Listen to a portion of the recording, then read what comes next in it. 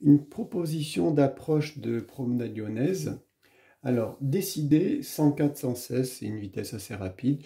Pas trop de pièges, bien partir, attention à la levée, bien partir après le premier temps. Et une petite attention particulière sur le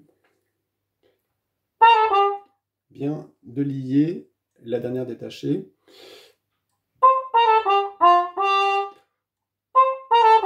Bien accentuer le ta-ta, bien précis si possible. On n'oublie pas le fa dièse. La petite syncope que vous entendrez sur la version trompette et piano, pas trop complexe. Le passage ici, bon, toujours pareil, début sur le deuxième temps. La petite partie à répéter. 3 notes, 3 fois. Les 3 suivantes. 3 notes, 3 fois. Et après.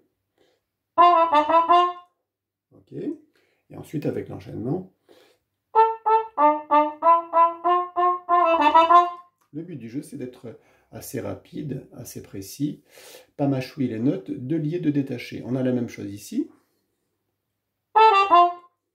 3 fois. Et 3 fois aussi, quand on enchaîne. Et si on fait toute la partie. Ainsi de suite. Pas de souci majeur ici. Bien repartir comme ici. Les 2 notes liées. Ta-ta. Pas de souci majeur. Le passage doux. On fait attention à la coulisse tirée sur le do dièse et sur le ré. La petite respiration en cours de route est bien relancée avec les do dièses. Il ne devrait pas y avoir de soucis sur cette partie-là. Et petit passage où il faut accompagner avec l'air parce qu'on arrive en fin de parcours ici. On a bien compté 3 temps, bien accompagné avec l'air pour réaliser le sol et le do qui sont sur le même piston. La petite fanfare. On change complètement de caractère.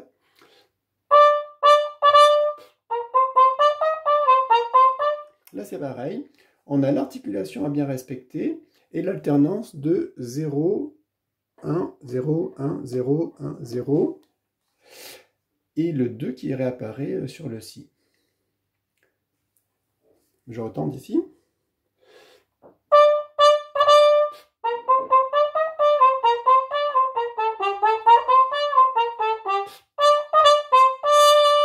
Avec la dernière partie bien marquée. C'est un passage où on doit s'amuser, on doit bien maîtriser justement cette alternance avec le si et la qui reviennent au niveau des pistons. On a le même principe dont j'ai déjà parlé, 3 notes à répéter 3 fois, l'articulation. Et ensuite, on essaie de le faire assez rapidement, assez précis si possible. On a la même chose ici. Avec le do bécard, la tierce mineure et la note sensible. Naturellement, à ce niveau-là, on joue toujours sur les oppositions de nuances que je n'ai pas très bien réalisées. La partie qui devient un peu complexe.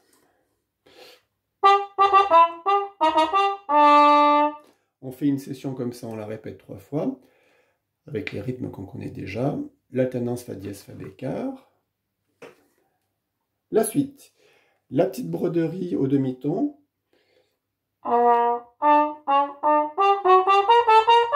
Alors on s'aperçoit que c'est 2 fois les mêmes doigtés, mais c'est pas si facile à faire sur 2 hauteurs différentes. Mi, ré, mi, ré, mi. Et on a la même chose, la, sol, la. Et on va bien jusqu'au mi, avec le do en suspension.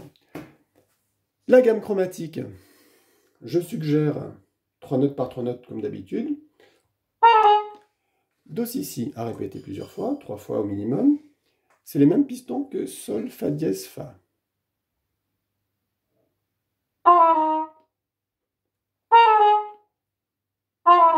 Si on ajoute le la et le mi, c'est une nouvelle fois la même combinaison.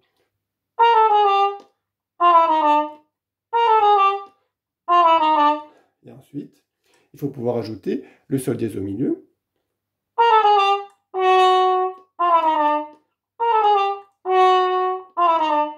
Ensuite, une petite combinaison avec justement le sol dièse.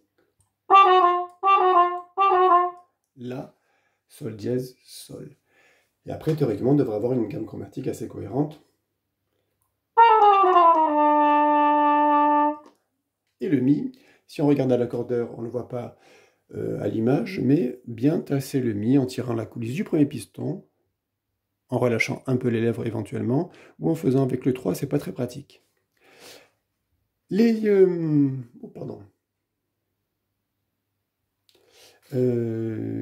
partie un petit peu blues ici. Là aussi, toujours faire des parties, on peut répéter 3 premières notes. La suite, les 3 notes.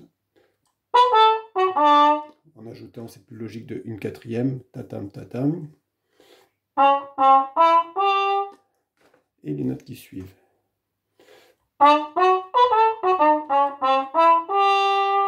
On arrive toujours pareil tout au long de la cadence sur une note bien longue et on finit pareil, 2 liés, une détachée.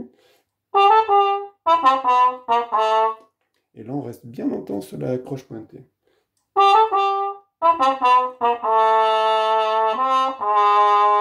Et ensuite avec le la grave 1 et 2 le plus longtemps possible en diminuant.